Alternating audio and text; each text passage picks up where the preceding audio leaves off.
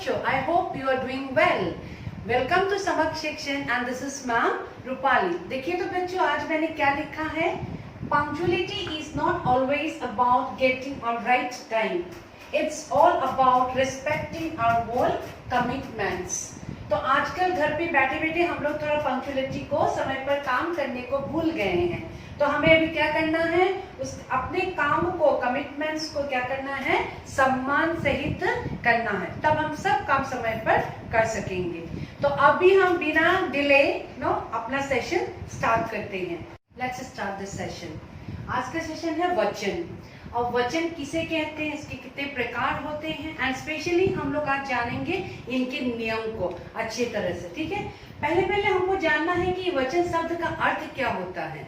इसका शाब्दिक अर्थ है संख्या वाचन. ठीक है, शाब्दिक अर्थ. तो इसका शाब्दिक अर्थ हो गया संख्या, इसे कहते हैं संख्या वचन.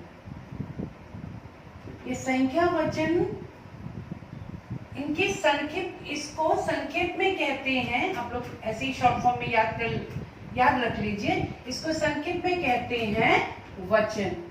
और वचन का अर्थ और एक होता है जिसे हम कहते हैं कहना.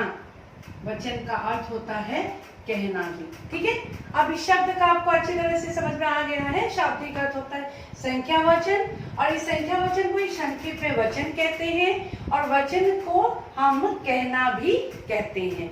अब ये वचन क्या होता है, इसके परिभाषा को आपको अच्छी तरह से जानना है. वचन की परिभाषा: शब्द के जिस रूप से संज्ञा के एक या एक से अधिक होने का पता चलता है उसे क्या कहते हैं, वचन कहते हैं. अब देखिए यहाँ पे, अब हिंदी में वचन दो प्रकार के होते हैं. कितने प्रकार के होते हैं, याद रखिए बच्चों, दो प्रकार के. वो एक वचन, बहुवचन. जैसे एक वचन में अगर हम लोग एक के बारे में कहेंगे तो एक पेंसिल, तो पेंसिल. और बहुवचन में वो क्या हो जाएगा, पेंसिलें हो जाएगा. जैसे मुर्गी का क्या होगा, मुर्गियां, है ना. ऐसे मतलब बहुवचन में होते हैं.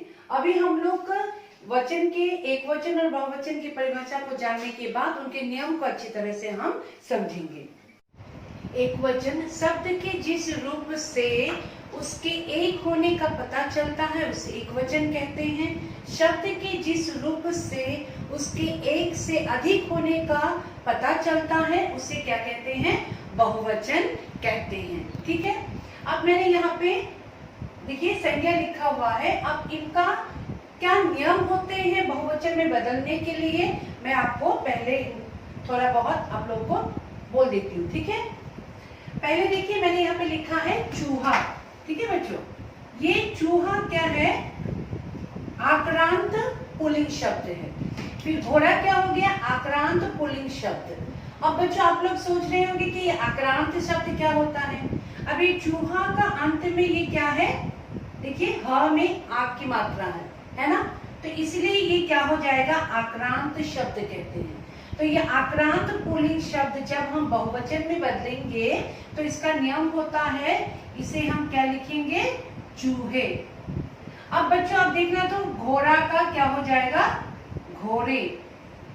ठीक है, अब यहाँ पे देखिए कलम, ये जो है अंत में क्या है, कोई मात्रा नहीं है इसमें. तो म के साथ क्या है इसमें, कौन सा वर्ण है, स्वर वर्ण अ है. तो ये क्या हो जाएगा, अक्रांत शब्द हो जाएगा. अब इस अक्रांत स्त्रीलिंग शब्द को जब हम बहुवचन में बदलेंगे तो ये क्या हो जाएगा, कल में हो जाएगा, है कि नहीं. लेकिन यहाँ पे हमें एक क्या देना पड़ेगा, बिंदी देना पड़ेगा. अब मैं आप लोगों को बताती हूँ.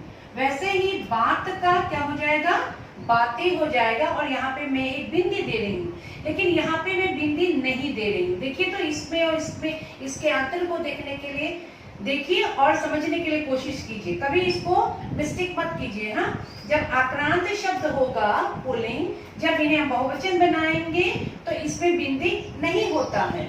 जब आक्रांत शब्द को हम बहुवचन में बदलेंगे उसके अंत में ए लगाकर हम उसमें क्या करते हैं, एक बिंदी देते हैं. यहाँ पे बिंदी देना होता है। अब ये शीला ये आक्रांत शब्द है, ये देखिए तो आ है लास्ट में, ल के साथ आ स्वर वर्ण है ना, तो ये आक्रांत शब्द है। और इस आक्रांत शब्द में ए जोड़ देने से क्या हो जाएगा, ये बहुवचन हो जाएगा। ऐसे शिलाएं, मैं इसे आपको लिखकर भी अच्छी तरह से दे दूंगी। फिर मलाई, यहाँ पे ये क्या है, इक्रांत स्त्रीलिंग शब्द है। अब इसको जब हम बहुवचन में बदलेंगे तो ये क्या हो जाएगा, म, ये बड़ी है, ये छोटी हो जाएगा। और यहाँ पे हम या के ऊपर चंद्र बिंदु लगाकर इसको हम क्या बनाएंगे, बहुवचन बनाएंगे। सेम इसी इसको भी पूरा, ये बड़ी है, अब इसको हम छोटी कर देंगे और इसके साथ हम या जोड़कर ऊपर चंद्र बिंदु लगाकर हम इसे क्या बना देंगे, बहुवचन बना देंगे। अब ये गुड़िया, ये क्या है, आक्रांत स्त्रीलिंग शब्द है। अब ऐसे जब अंत में या होकर जो भी शब्द हमें स्त्रीलिंग आक्रांत शब्द मिलेंगे, इसे जब हम बहुवचन में बदलेंगे तो इसके ऊपर सिर्फ हम क्या दे देंगे, चंद्र बिंदु दे देंगे और ये क्या हो जाएगा, बहुवचन हो जाएगा। देखिए तो चिड़िया, इसके ऊपर हम चंद्र बिंदु दे देंगे और ये क्या बन जाएगा, बहुवचन बन जाएगा, चिड़िया। अब आइए आगे के कुछ नियम। अब नियमों को ध्यान से देखिए। एकवचन शब्दों से बहुवचन बनाने के नियम अब मैं लिखकर भी आप लोगों को समझाने के लिए कोशिश कर रही हूँ। आक्रांत पुल्लिंग शब्दों की आ को ए कर देने से बहुवचन बन जाते हैं। जैसे मैंने कहा था ना, आक्रांत, ये क्या है, आक्रांत, ये वाला देखा है, आक्रांत। ये आक्रांत शब्द को क्या कर देने से, ए कर देने से ये क्या हो जाएगा, बहुवचन बन जाएगा। अब यहाँ पे आइए तो आक्रांत स्त्रीलिंग शब्दों का बहुवचन संज्ञा के अंतिम आ को ए कर देने से बनता है। जैसे अब देखिए ये क्या है, आक्रांत शब्द है। अब इसको हम क्या कर दे रहे हैं, ए कर दे रहे हैं, ये देखिए ए कर दे रहे हैं, ठीक है। अब यहाँ पे मैंने कहा था पहले भी आप लोग को, ए में यहाँ पे क्या हो जाएगा, आक्रांत शब्द वाले जब हम बहुवचन बनाएंगे तो यहाँ पे हमें बिंदी देना पड़ता है, लेकिन आक्रांत शब्द जब हम बहुवचन बनाएंगे तो यहाँ पे बिंदी नहीं देंगे। बोर्ड एग्जाम्स में हमेशा बहुवचन, एकवचन और बहुवचन के प्रश्न आते हैं, उनके नियम पूछे जाते हैं। एक या दो नियम आते ही हैं, दो नियम लिखने के लिए, तो ये आप लोग आसानी से लिख सकते हैं। और जब बहुवचन बनाने में ये हमेशा जनरली मैं बच्चों को देखती हूँ, इसमें हम लोग गलतियां करते हैं। इसमें ना आक्रांत रहने से सिर्फ क्या हो जाएंगे, ए होंगे, यहाँ पे बिंदी हम नहीं देंगे। और जब ये आक्रांत शब्द में यहाँ पे हम जब बहुवचन बनाएंगे तो बिंदी देना पड़ता है, जरूरी है। अब ये वाला देखिए, आक्रांत स्त्रीलिंग शब्दों के आगे ए लगा देने से वे प्राय बहुवचन हो जाते हैं। अब माला है, यहाँ पे हम ए लगा दिया, ये वाला ए चंद्र बिंदु देकर, तो ये क्या बन गया, बहुवचन बन गया। कन्या, ये आक्रांत शब्द है, स्त्रीलिंग शब्द है आक्रांत। ये आक्रांत जो स्त्रीलिंग शब्द है ये आ है, देखा है आपने, आक्रांत शब्द है। अब इसको हम क्या लगा देंगे, सिर्फ ए चंद्र बिंदु यहाँ पे दे देंगे, तो ये क्या हो जाएगा, कन्याएं बहुवचन हो जाएंगे, कथा कथाएं। अब आगे भी आइए देखते हैं। अब बच्चों इन नियमों में आइए, देखिए तो इक्रांत स्त्रीलिंग शब्दों के अंतिम ई को ई, बड़ी को छोटी करके उसके आगे या लगा देने से प्राय बहुवचन हो जाते हैं। मैंने पहले भी आप लोगों को कहा है, ये क्या है, बड़ी है। इस बड़ी को हम क्या कर देंगे, अभी छोटी कर देंगे और इसके आगे या लगा के उसके ऊपर चंद्र बिंदु दे देंगे और ये क्या हो जाएगा, बहुवचन हो जाएगा। Try to understand. अब दिया से लाए, यहाँ पे लास्ट वाला क्या है, बड़ी है। या जब बड़ी होगा तो उसे हम क्या कर देंगे, नियम के अनुसार छोटी करके या लगाकर उसके आगे ऊपर चंद्र बिंदु दे देने से क्या हो जाएगा, ये दिया सलाइया, ये क्या हो जाएगा, बहुवचन हो जाएगा। भलाई, ये बड़ी को अभी हमें क्या करना है, छोटी करना है और उसके आगे या लगाकर उसके ऊपर चंद्र बिंदु लगाकर इसको क्या करना है, बहुवचन करना है। तो यह नियम ऐसा है। अब जब आप लोग को समझ में आ जाएंगे तब ये इसको आपको कठिन नहीं लगेगा, अब आसानी से आप लोग नियम को लिख सकते हैं। अब जिन स्त्रीलिंग संज्ञाओं के अंत में या आता है उनमें या के ऊपर चंद्र बिंदु लगाने से बहुवचन बनता है। तो ये बहुत इजी है, अगर ऐसा आप लोग को परीक्षा में आया तो आप लोग आसानी से इसको लिख सकते हैं, है ना। क्या लिखेंगे, ऐसे करके दीपी, या सिर्फ इसके ऊपर चंद्र बिंदु लगा देने से ये क्या बन जाएगा, बहुवचन बन जाएगा। चिड़िया या ऑलरेडी है, उसके ऊपर हमें चंद्र बिंदु लगाना है। गुड़िया या ऑलरेडी है, उसके ऊपर हम चंद्र बिंदु लगाकर इसको हम क्या कर देंगे, बहुवचन बना देंगे। अब इसमें आइए आप लोग, संज्ञा के पुल्लिंग अथवा स्त्रीलिंग रूपों में बहुवचन का बोध, है ना, प्राय गण, वर्ग, जन, लोग, वृंद इत्यादि लगाकर कराया जाता है।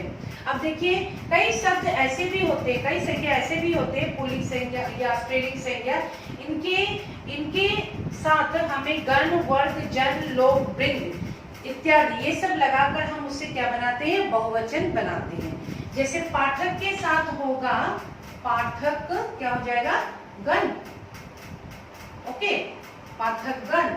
स्त्री के साथ हो जाएगा स्त्री जन, ठीक है। अब नारी के साथ हो जाएगा नारी, क्या हो जाएगा, वृंद, नारी वृंद। यहाँ पे नारी, यहाँ पे ये छोटी ई की मात्रा हो जाएगा, ठीक है। ये बड़ी की मात्रा है, इसको हमें क्या करना है, छोटी ई की मात्रा में ले जाना है। अधिकारी हो जाएगा, क्या हो जाएगा, आप कहिए तो अधिकारी वर्ग, ठीक है। ये क्या हो जाएगा, अधिकारी वर्ग। और आपके साथ हम लोग क्या लगाएंगे, लोग लगाकर हम इसे क्या करेंगे, बहुवचन में बदलेंगे, ठीक है। इसके साथ क्या होगा, आप लोग। ऐसे भी, ये भी क्या है, नियम है, ऐसे भी हम लोग क्या करते हैं, बहुवचन बनाते हैं, जिनके साथ हम गण, वर्ग, जन, लोग, ये अच्छी तरह से याद रखिए, वर्ग, जन, लोग, वृंद इत्यादि लगाकर हम बहुवचन बनाते हैं। अब आइए आगे की कुछ और नियम। अब इन नियम को देखिए, कुछ शब्दों के रूप दोनों वचनों में समान होते हैं, ओके। यहाँ पे देखिए तो एक वचन और बहुवचन में बैठ के लिखकर आपको को समझाने के लिए कोशिश कर रहे हैं। जैसे मनुष्य खाता है, मनुष्य खाते हैं, यहाँ पे ये मनुष्य संज्ञा है। अब देखिए ये बदला नहीं है, यहाँ पर भी मनुष्य है, यहाँ पर भी मनुष्य है, लेकिन इसको हम एक वचन और बहुवचन में एक समान ही लिख सकते हैं। तो ये बहुवचन में है एक, या एक वचन में है। मैंने पहले भी एक वीडियो आप लोगों को लिया हुआ है, वहां पे मैंने आप लोगों को और अच्छी तरह से समझाया है बिंदी वाला है और जहां बिंदी ना होने वाला है के बारे में आप लोगों को बहुत अच्छी तरह से मैंने समझाया है। तो ये बहुवचन है, तो यहाँ पे है के साथ क्या लगेगा, बिंदी लगेगा। एक हमारा घर है, ये हमारे घर है, यह हमारा घर है, ये हमारे घर है। अब ये देखिए घर बदला नहीं है, देखिए ये दोनों वचन में ही एक जैसा है, लेकिन इसको हम एक वचन में भी लिख सकते हैं, बहुवचन में ऐसे भी लिख सकते हैं। विद्यार्थी बैठा है, विद्यार्थी बैठे हैं, इसको हम बहुवचन में भी लिख सकते हैं। फिर अंत वाला जो नियम है एक वचन से बहुवचन में बदलने के लिए, इसमें आइए तो प्राय आदर सूचक एक वचन शब्दों का आदर के लिए बहुवचन में प्रयोग होता है। जैसे आप यहाँ पे देखिए तो स्वामी जी आए हैं, ये स्वामी जी जो है ये एक वचन है, लेकिन हम स्वामी आदर सूचक उनको आदरपूर्ण कहना चाहते हैं, इसीलिए हम क्या करेंगे उसको बहुवचन में लिखते हैं। हमेशा एक वचन वाले शब्द जब हम आदर के लिए प्रयोग करते हैं तब हम उसको किस में लिखते हैं, बहुवचन में लिखते हैं।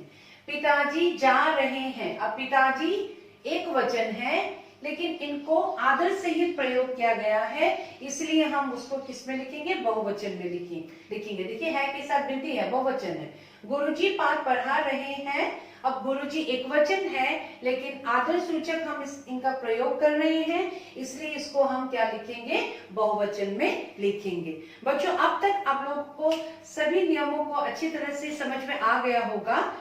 अगर कुछ नियम को आप लोगों को समझ में नहीं आ रहा है, क्योंकि ये बोर्ड एग्जाम के लिए मोस्ट इम्पोर्टेंट टॉपिक है, नियम हमेशा लिखने के लिए आते हैं। अब ये आप लोगों को क्लियर हो गया है तो आप लोग आसानी से लिख पाएंगे। अगर मेरा वीडियो आप लोगों को पसंद आया है तो लाइक सब्सक्राइब करना मत भूलिए।